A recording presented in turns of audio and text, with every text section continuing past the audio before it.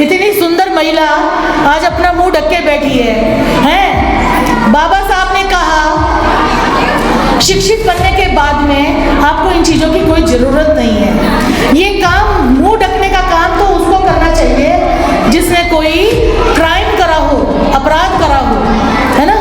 अब देखो एक बात सुनो, मेरी बहनों जिन्होंने पल्ले कर रखे हैं, सिर पे कपड़े रख रखे हैं, मुंह ढक रखे हैं, वो मेरी बात सुने। क्या तुम दारू पीती हो? क्या तुम गुटखे खाती हो, तंबाकू खाती हो? क्या तुम जेब काटती हो? क्या तुम लड़की छेड़ती हो? या तुम चोरी डकैती करती हो? तो जब तुमने कोई ऐप नहीं करा तो तुम मुंह ढक के क्यों रहती हो? क्यों रहती हो?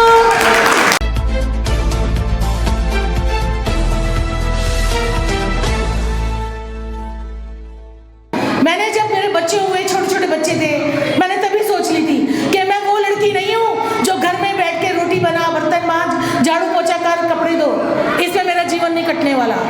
मैं वो लड़की हूँ जो समाज को अपने जैसी लड़कियाँ और दे सकती हूँ, और भी अर्चना बना सकती हूँ, और भी लड़कियाँ पैदा कर सकती हूँ। इसलिए मैंने अपने लिए शिक्षा का मार्ग और बाबा साहब का मार्ग ढूंढा। मैं यहाँ से गई तो किताबें तो साथ ले नहीं गई थी, मेरे पिताजी की विचारधारा भी मैं यहीं छोड़ गई। शादी मेरी बौद्ध धर्म से हुई, लेकिन क्योंकि मैं तो मनुवादी परिवार में गई, वहाँ जाकर भी मुझे क्रांति करनी थी। वहाँ जाकर मुझे रमेश चंद्र गौतम मिले। रमेश चंद्र गौतम जब भी आते उन्हें लगता कि अर्चना गौतम कुछ कर सकती है, अच्छे परिवार की महिला है, कुछ कर सकती है। मेरे लिए इतनी इतनी किताबें लेके आते थे, किताबें लेके आते थे, कहते थे इसे पढ़ लो बहन जी, आप इसे पढ़ो, बहन जी आप इसे पढ़ो।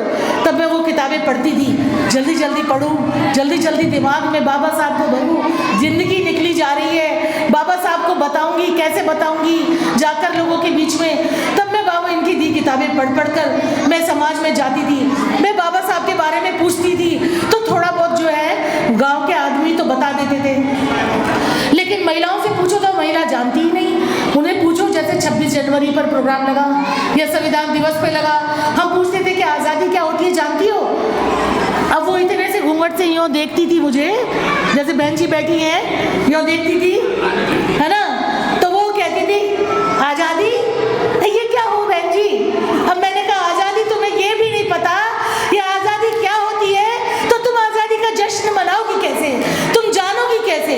आज़ादी उसे कहते हैं जब तुम अपनी मर्जी से शिक्षित हो सको, अपनी मर्जी से अपने निर्णय ले सको, अपनी मर्जी से आप कुछ भी काम कर सको, नौकरी कर सको, बच्चों को पढ़ा सको, जमीन खरीद सको, कहीं भी जा सको, है ना।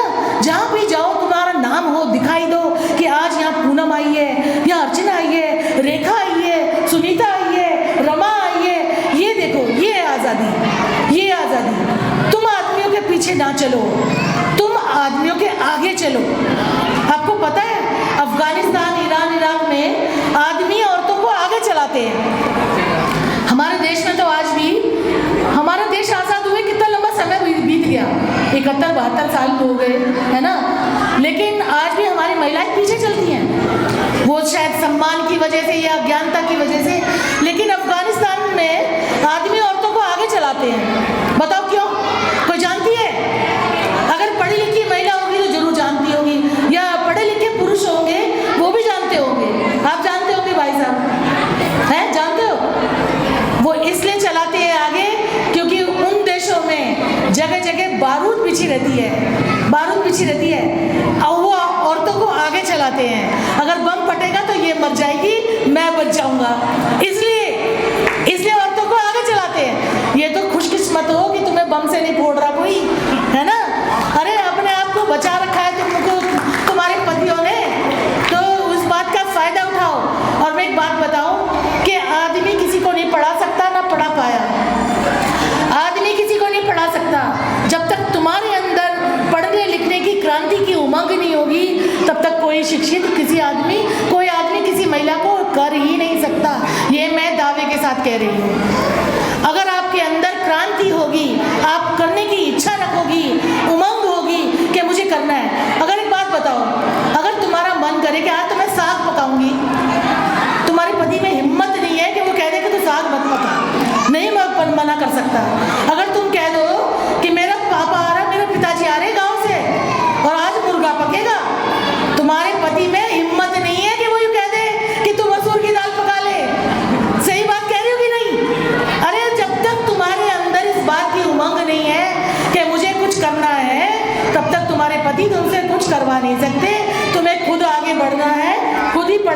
खुद ही लिखना है, सब कुछ तुम्हें ही करना है।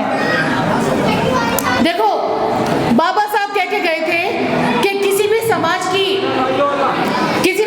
का जो शिक्षित होने का स्तर है वो इस बात से लगाते हैं कि जिस क्षेत्र की महिलाएं जितनी ज़्यादा पढ़ी लिखी होंगी वो उतना ही ज़्यादा प्रोग्रेस किए हुए समाज होगा। तो हमारा समाज आज किस स्थिति में है? आप अपने आप को आज शीशे में देखोगी, क्या मेरा परिवार आगे बढ़ा? क्या मैं अर्चना गौतम जैसी दिख रही हूँ? क्या मैं ऐसी शकुन बौद्ध जैसी दिख रही हूँ? क्या मैं ममता राक्षस की तरह दिख रही हूँ? आज आप लोग शीशे में देखोगे। बहन जी आपसे मेरी गुजारिश है, इतनी सुंदर महिला आज अपना मुंह ढक के बैठी है।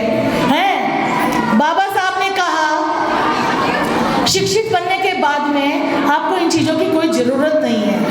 ये काम मुंह ढकने का काम तो उसको करना चाहिए जिसने कोई क्राइम करा हो, अपराध करा हो, है ना। अब देखो एक बात सुनो, मेरी बहनों जिन्होंने पल्ले कर रखे हैं, सिर पे कपड़े रख रखे हैं, मुंह ढक रखे हैं, वो मेरी बात सुने। क्या तुम दारू पीती हो? क्या तुम गुटखे खाती हो, तंबाकू खाती हो? क्या तुम जेब काटती हो? क्या तुम लड़की छेड़ती हो? या तुम चोरी डकैती करती हो? तो जब तुमने कोई ऐप नहीं करा तो तुम मुंह ढक के क्यों रहती हो? क्यों रहती हो? क्या तुमने अपराध करा? कोई पुलिस वाला ढूंढ रहा तुमको? ढूंढ रहा कोई?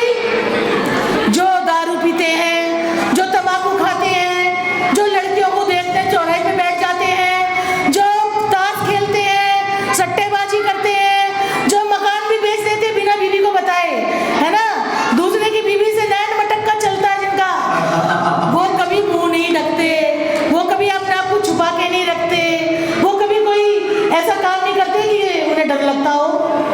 भले ही उनके साथ में घर में रोज कुटाई हो जाए पर बाहर तो वो शेर बन के ही रहते हैं। और औरतें जो है बेचारी, जो घर में भी काम करे बाहर भी वो काम करे, है ना। तो ये कुछ बातें हैं जो आपको अपने ध्यान में रखनी है। तो बाबा साहब कहते थे कि बहुजन समाज की महिलाओं को पुरुषों के समान उन्नति करने के लिए संघर्ष करने को, आंदोलन में कूदना पड़ेगा। ये बाबा साहब का निर्णय था। बाबा साहब क्या कहते थे कि कोई भी आंदोलन बिना महिलाओं के पूरा नहीं हो सकता। क्योंकि मैंने कुछ बातें लिख ली, बाकी बातें तो बाबा साहब का आंदोलन क्या है, बाबा साहब ने क्या संघर्ष किया वो तो हमारी बहनों ने आप लोगों को बताया। लेकिन उसमें महिलाओं की हिस्सेदारी कितनी होनी चाहिए बताओ। देखो बाबा साहब ने संविधान लिख कर दिया। हमारे आज़ादी का डॉक्यूमेंट क्या है? हमारा संविधान क्या है? अच्छा ये शोर क्यों आ रहा है मेरे कानों में? कौन कौन बोल रहा है? हाथ उठाओ। अब शांति से बैठो, शांति से बैठो, शांत बिल्कुल। जिसके मुंह में पकौड़ी है वो वहीं रहनी चाहिए, बाहर अब मुंह नहीं चलाएगी। और जो हाथ में वो हाथ में, अब मुंह नहीं हिलना चाहिए ना ही हाथ हिलना चाहिए। देखो अगर मैं गुस्से में आ गई तो आज रात तक ये प्रोग्राम खत्म नहीं होने दूंगी।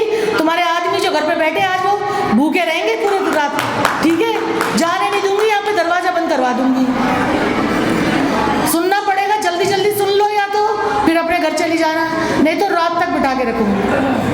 तो बाबा साहब कहते थे कि कोई भी आंदोलन है ना वो कभी भी महिलाओं की हिस्सेदारी के बिना पूरा नहीं हो सकता। क्यों?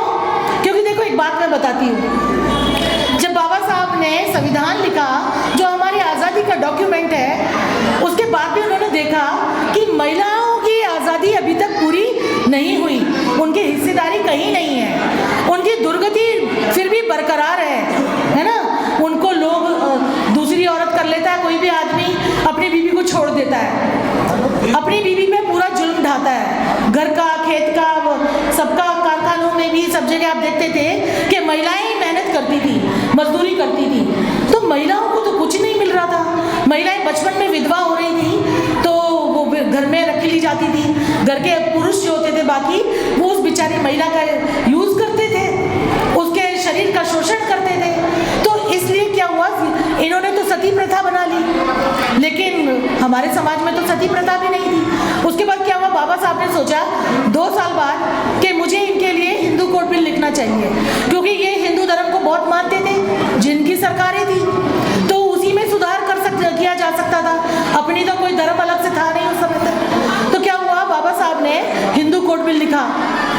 परमिशन ली संसद में कि भाई मैं हिंदू कोड बिल लिख रहा हूँ, कुछ आपके धर्म में ही जो गलतियाँ हैं उनको सुधार देता हूँ। इन्होंने बहुत मना करा, लेकिन बाबा साहब नहीं माने। बाबा साहब ने हिंदू कोड बिल लिखा, उसके अंदर हमें आज़ादी मिली, हमें उसमें शिक्षित होने का अधिकार मिला। हमारे नाम से बाबा साहब ने कहा संविधान में कि अगर आप महिला के नाम से ज़मीन खरीदते हो तो उसमें आपको छूट मिलेगी, आपको टैक्स नहीं देना पड़ेगा। और बहुत सारी महिलाएं जिनके पति तंग करते हो तो वो तलाक भी ले सकती हैं। अगर कोई विधवा हो गई है तो वो दूसरी शादी भी कर सकती है। अगर किसी औरत को बच्चा पैदा नहीं हो रहा और उसका पति उसे तंग कर रहा है कि तुझे तो बच्चा नहीं हो रहा तो मैं दूसरी शादी करूंगा, तो उसको अधिकार दिया कि वो दूसरा बच्चा भी किसी का अनाथालय से या किसी रिश्तेदारी में से या कहीं से भी एक बच्चा गोद भी ले सकती है। ऐसे बाबा साहब ने महिलाओं के लिए झड़ी लगा दी, बहुत सारे अधिकार दिए, बहुत सारे। उसकी एक बड़ी मोटी किताब है तो वो आपको पढ़नी चाहिए महिलाओं को खास तौर पे। तो मैं ये कह रही हूँ कि बाबा साहब ने आपके लिए, बाबा साहब ने एक बात बोली अपने जब हिंदू कोड बिल लिख कर दिया उसके बाद कि मुझे इतना आनंद संविधान लिखने में नहीं आया जितना हिंदू कोड बिल लिखने में मुझे आया। मैं चाहता था कि जैसे लड़कियां मैंने विदेशों में बड़ी अच्छे कोट पैंट पहन के उसको यूनिवर्सिटी कॉलेज और ऑफिसों में जाती हुई देखी, हमारे देश की महिलाएं भी इसी प्रकार पढ़ें लिखें और यूनिवर्सिटी जाएं, नौकरी करें, अपने कपड़ों को चेंज करें, है ना, अपना रहन सहन चेंज करें। और खुशी की बात तो ये देखो कि अपने अधिकारों के लिए तो हम लड़ने लगी, अपने पति से लड़ने लगी, ससुर से भी कह देती है बहुत सारी लड़कियां अपना बराबर का हिस्सा लूंगी चाहे जो भी हो जाए। कहती है कि नहीं कहती है? अगर किसी परिवार में 3 बेटे हैं तो उनकी 3 बहू हैं और 3 बहू हैं तो सारी बहू, लड़के तो पीछे हट जाते हैं, अब बहुओं को आगे कर देते हैं कि तू लड़, तू कहिए माँ से पापा से, तो बहू क्या कहती है? बराबर का हिस्सा लूंगी, जितने बर्तन है वो बर्तन बांट दो, जितने कमरे कमरे बांट दो, जितनी जमीन है जमीन बांट दो, जितना सोना है सोना बांट दो। कहती है कि नहीं कहती है? लेकिन जब बात आती है समाज में क्रांति करने की, निकलने की, तो तुम पीछे क्यों हट जाती हो? ये बताओ मुझे, क्यों हट जाती हो? हैं? तुम बाहर क्यों नहीं निकलती? क्यों नहीं शिक्षित करती और ना शिक्षित होती? बताओ, करोगी कि नहीं करोगी बहन जी? करोगी कि नहीं? आधा हथियार तो आपके हाथ में है। मैं तो ये कहती हूँ कि महिला पुरुषों से ज्यादा ताकतवर है। जब से बाबा साहब ने हिंदू कोड बिल लिख कर दिया, आपके पास इतनी ताकत है कि आप, अगर आपका पति आपको तंग करता हो तो आप उसे भी जेल की हवा खिला सकती हो, इतनी ताकत है आपके पास। और आज क्या हो रहा है? आज के टाइम में महिलाएं क्रांति तो कर नहीं रही हैं। आज के टाइम में पढ़ी लिखी बेटियां नौकरी पे तो जा रही हैं, नौकरी कर रही हैं, पैसा कमा रही हैं, अब घर में आके दुगनी गति से लड़ रही हैं कि मैं अगर कमा के ला सकती तो रोटी तू भी तो पका सकता है। ये कहती है अगर मैं बाहर जाती हूँ, मेहनत करती हूँ तो तू भी तो घर को संभाल सकता है। ये बोलती है कि नहीं बोलती है? और अगर पति उसकी बातों में नहीं आए, उसे लगे कि मेरी माँ मुझे कहेगी बन गया झाड़ू का गुलाम, तो इस बात से डर के वो क्या कहता है? मैं नहीं करूँगा चाहे कुछ भी हो जाए, तू करना हो तो कर, नहीं करना हो तो मत कर। तो औरतें क्या करती है कि ठीक है, जब मैं कमा रही हूँ तो मैं तुझे क्यों पालूंगी, मैं तो अपना अलग रहूंगी। कहती है कि नहीं कहती है? बहुत सारी लड़कियां जो कमाने जा रही हैं, आज ये परिवर्तन आया कि सहयोग की भावना बढ़नी चाहिए थी, या परिवार को अच्छा बनाना था, शिक्षित बनाना था, समाज को आगे बढ़ाना था। उसके बदले में हो ये रहा है कि लड़कियां शिक्षित होकर तलाक ज्यादा ले रही हैं।